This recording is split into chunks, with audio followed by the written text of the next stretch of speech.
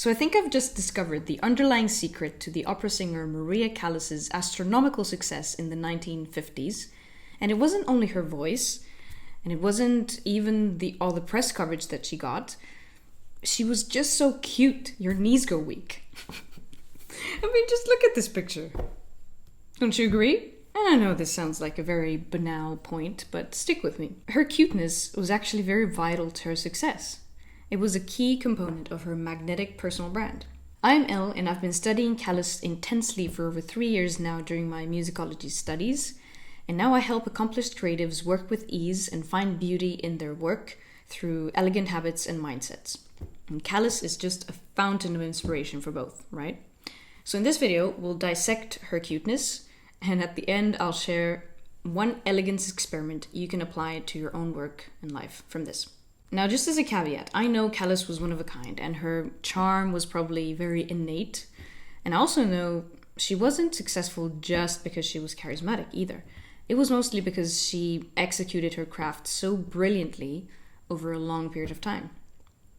So that's why she's remembered first and foremost as one of the greatest operatic interpreters of the 20th century. Not a socialite with show-stopping outfits, which she also kind of was. Not that it would be easy to create legendary outfits, though, and be a socialite. It's hard work. But the point being that she had brains and an intriguing aesthetic. And her cuteness wasn't just superficial. It resonated because there was something deeper behind the facade. I suggest that what actually made her so cute and so magnetic was how she approached everything with sincerity and passion. So here's what this looked like in action. I've selected a couple of my favorite pictures of Callas where she looks very cute, to my mind, and I've split them into 3 different categories. And this is the first one, where she's very cute. This is very scientific. And under the very cute category are pictures of Callas swimming. That's maybe my ultimate favorite category of pictures of Callas. So here are just a couple of ones from them. I mean, look at this cap that she has. It's brilliant. You can see her Greek nose there, and her hair isn't really polished either, but there's something very cute about it. And here, we can ramp this up a bit more. I mean, look at these. Especially with the ruffles here and that face. This is meme potential. Am I right? Or am I right? I love that there's a sort of an anticipation. At least I know the feeling of when you're going. I love to swim, so when I'm going swimming, there's something so nice about the anticipation of it. We're going there and putting on the swimsuit and stuff. So this kind of captures it, but then her face doesn't translate to that at all. I don't know if she likes to swim or not, or she liked to swim this day. Then in this one, she's a bit older. As you can see, the glasses are straight from the 70s, and I don't know, there's just, once again, the anticipation, because she's putting on these, what are these called? Fins, maybe? Actually, I don't know why this picture is here. I've never noticed this here before. Wow, with Aristotle. It's probably like a clipping from a newspaper or something. Paparazzis have taken this picture of her, and her hair is like not polished at all. But somehow, just the basicness, the naturalness of this scene, of her putting on those fin things, excited to go in swimming, it reminds us that these legends are, after all, just very basic, normal humans who like to do normal stuff outside of their work. So that's why I love these pictures of Callas, to see what she actually did in her free time. And it seems a lot of the time she wanted to go swimming somewhere. Now the final pictures of this category. This is very blurry, but I love this moment. This is from the Aristotle Onassis' yacht Christina. There's Callas's dog, Poodle. I don't know what they're laughing about. I would love to know. But this girl here, if you know, tell me in the comments who it is, because now I'm starting to wonder if it's Aristotle Onassis' daughter, Christina, but I'm not sure if she was that age at this time. But yeah, in any case, look at Callas's outfit as well, with big earrings, white button-up shirt. It's a very classy look. Even though it's blurry, she still looks good. And here, once again, a blurry picture from her vacation on, I think in Greece, if I remember correctly. She went there in the early 70s with her friend, the tenor Giuseppe Di Stefano, who's here, whose nickname was Pippo. He kind of fell in love with Callas about this time, but he was still married and they were there, like the whole family, I think, on this vacation. But Callas didn't really want it to develop into a full relationship. You can read all about this in her letters and memoirs, where she talks about this whole conundrum she had. But I love this outfit once again. Look at this long skirt. It's maybe like a sarong with the bikini and just the hats. Yeah, vacation vibes. Oh yeah, they weren't actually the last ones in this spread. Here are the final very cute pictures of Callas. So here she's more made up. And these are just really nice frames that people have captured. I don't know if these are taken by paparazzi or not. I'm guessing not, because the restaurant would have been maybe closed when she was there attending a party or something. So this is the restaurant Biffi Scala in Milan, where she often went after performances at the La Scala Opera. This is just like a 5-minute walk from there. I've actually been in this restaurant in 2023 when we went to La Scala with my mom, and then we wanted to go in Callas's footsteps everywhere, and we wanted to also eat at Biffi Scala. It was a very nice restaurant. I recommend it. It's in the Gallery Vittorio Emanuele 2 or Due. So check it out. It's in the center. It's easy to find. I just really love this face that she has here. I don't know why, but it is very cute. And if you know who this is, please tell me in the comments, because I can't recognize him or this person either, who's on her right side. And in here, maybe a bit later on in the party, she's feeling a bit exhausted, drinking maybe a cappuccino or something. And this is one of those moments that we all know, the moment when you're in the party and you've kind of had a lovely time, but you'd also want to just go home. And then you try to hold on and hold the conversation with the other people, even if you don't really vibe with them anymore. But it's just a fun expression that someone captured. And then in here, once again, I mean, look at this. My heart melts. Wow. I'd love to know what they laughed about here. And tell me also in the comments who this is, because I can't recognize him. She's probably had some flowers after a performance of Anna Bolena in 1958, so a bit later on. And they're in the restaurant Savini, which is quite near actually to, very near to Biffi Scala in Milan. And we went there also with my mom, and it was just gorgeous. So when I see pictures like this, I think that these are the sort of expressions that I'd love to have in my life when I'm receiving something, when I'm discussing with people. But I have no idea what I look like when I discuss with people, because I want to truly focus on the person in front of me if I can. But I feel like this is just the embodiment of charm. We can see the same sort of expressions, for example, in Princess Diana when she was meeting all the people, her fans and stuff, and many other very elegant icons. They just ooze and radiate this sort of a friendly and cute vibe. Okay, now we come to the basic cute category. They could still be considered very cute, but I don't know why, but I just decided to separate these from the other ones. So here she's saying hi from afar. This is from the 70s as well, I'm guessing. She's a bit older there. I do love the dress she has here, like a safari type of a dress. And here, this is from the 1950s for sure. This has a very Italian vibe, and it's probably from Italy, but I don't know where. If it's their home in Milan, not sure. But once again, these sort of expressions that they feel very natural, very candid.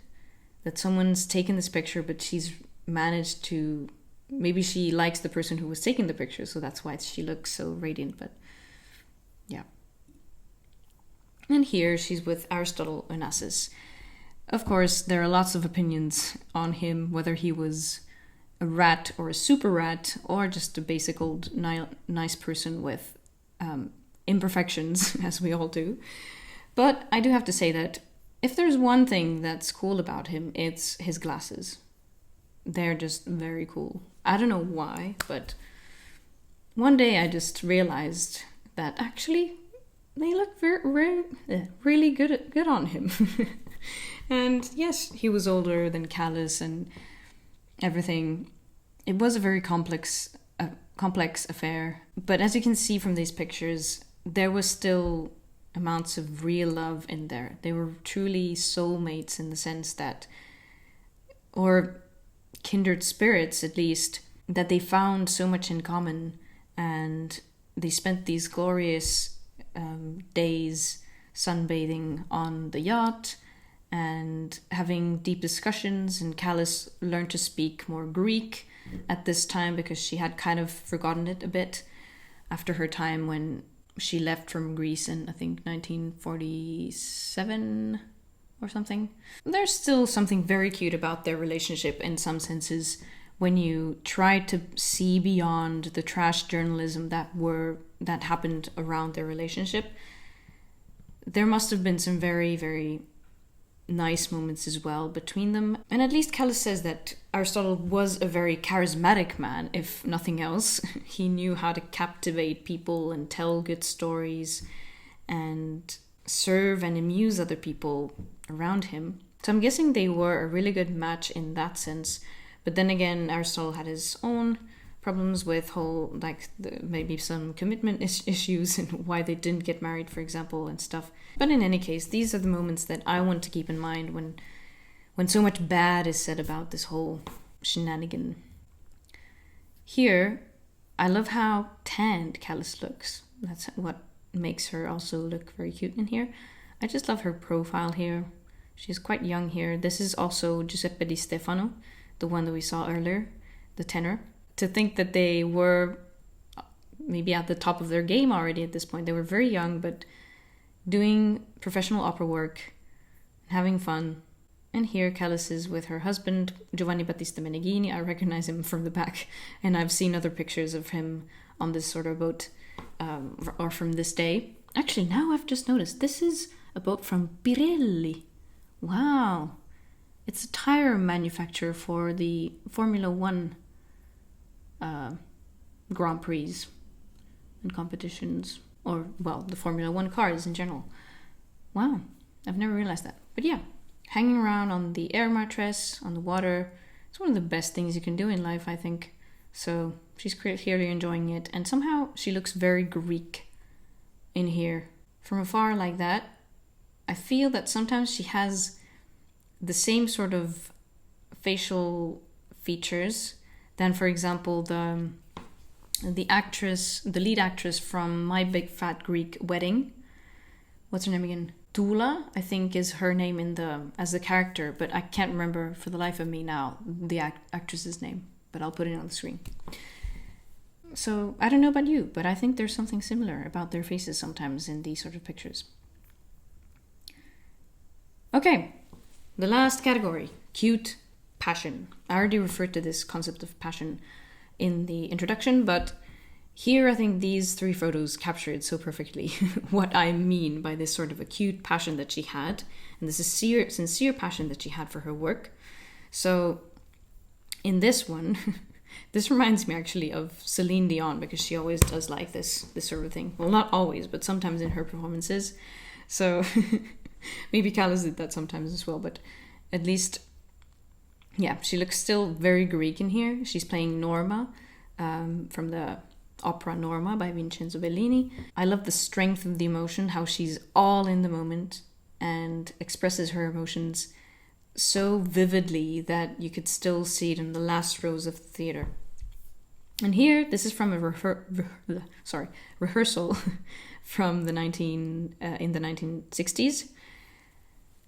I think, actually, maybe it's a rehearsal, but it also could be a recording of, for example, Carmen Bizet's Carmen that she recorded in the 1960s. So this could be maybe from that.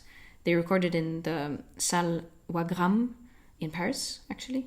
But now that information has slipped my mind, if this was actually from that moment. But in any case, just look at these fingers, and then the amount of expression once again, the emotion, the grit that you can see, how well she projects her voice and everything. It's inspiring, but also very cute when it's a question of art. Art isn't something inherently necessary for our survival as a species of humans, but it's vital in other ways.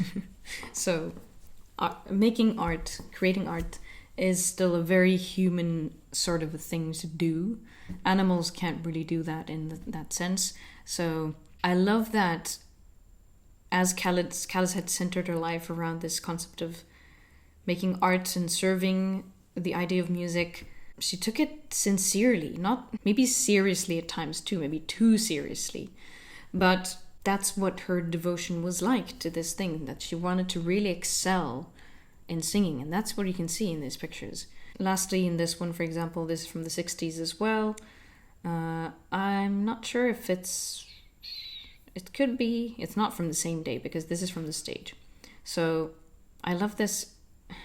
It could be like a tweed fabric, this skirt here.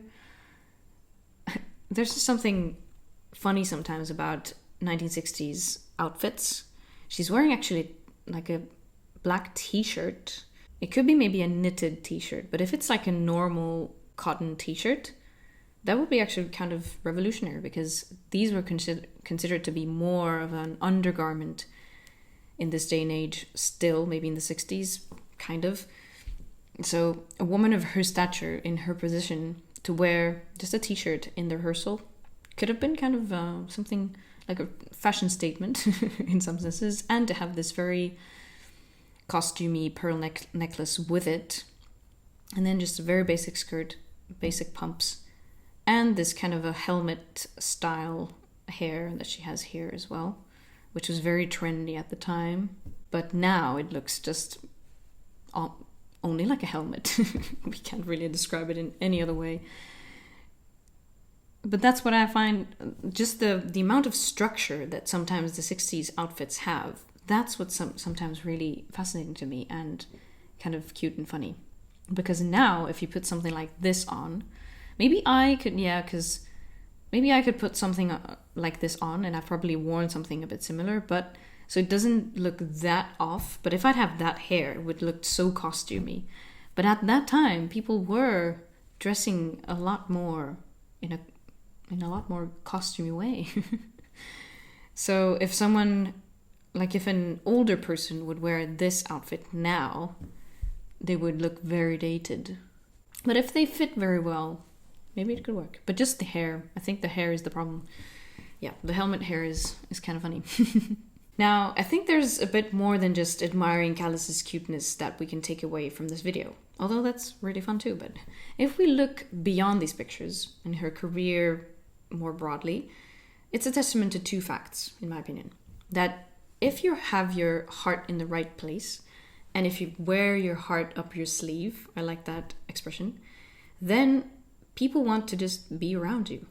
It's very basic, but I think we still have to be reminded of this every once in a while, because it's not always easy to do, to actually be present in the moment and really have your heart sincerely in the right place. But that's what makes you magnetic. People like people. And then secondly, if you focus on honing your craft with passion over a sustained period of time, preferably at least 5 to 10 years at first, then it will be hard not to be successful in what you do. Your skills in the thing and your competence won't go unnoticed if you do it for long enough and you have your heart in the right place. My English doesn't seem to be working today, but that's fine. So this is why I believe that sincere passion is this mindset that we can adopt. If we approach our work with sincerity and passion, competence and confidence will then follow, if you catch my drift. And maybe even someone will think you're cute. What a delight that would be. Maybe Callas wouldn't have wanted me to show all these weird pictures of her swimming, but, well, she's not here anymore, so we can just enjoy these pictures and and treat her with respect nevertheless, and admire her beauty in all the cases. But back to the passion thing now. So the objection that we can have is that we can't always be passionate about every work task that we have, or any task for that matter, especially the boring tasks that we all have. But something that I want to sometimes remind myself of is that if I can't have passion for the thing I need to do, can I at least intend to have some moderate enthusiasm for it? Just this light thing. And if not that, then maybe just a tiny spark of pleasure somewhere along the way of doing the thing. Because everything, if you frame it as a thing that you actually want to do because it will lead to other nice things if you do it, if it's something that you can't eliminate, you just have to do it. But if you choose to want to do it, all of a sudden it feels a bit more pleasurable, I'd say. And it makes you a bit more internally motivated to do the thing. And that always helps. At the end of the day, it doesn't really matter what we do, because if we learn to actually reframe in this way, we can take pleasure in basically any task we have at hand and just choose to think it's possible to like it, in at least in some level. But don't take my word for this. Try it if you're not already trying it. At least I'm experimenting with this thing too, all the time. So in sum, actually, the elegance experiment that I promised in the beginning is that we want to approach everything with sincere passion, no matter how small the task is. I hope that idea lands with you. Sincere passion. I know they're very big words and maybe not in touch with reality, but they are the qualities that we actually sometimes demonstrate very naturally. But sometimes it helps to name these qualities actually, and what is the mindset and the mental process in order to enjoy life a bit more. But now, if you want to learn a bit more about this cute and fun side of Maria Callas, check out this video where I show more proof of just how fun she was. So, see you there. Bisous.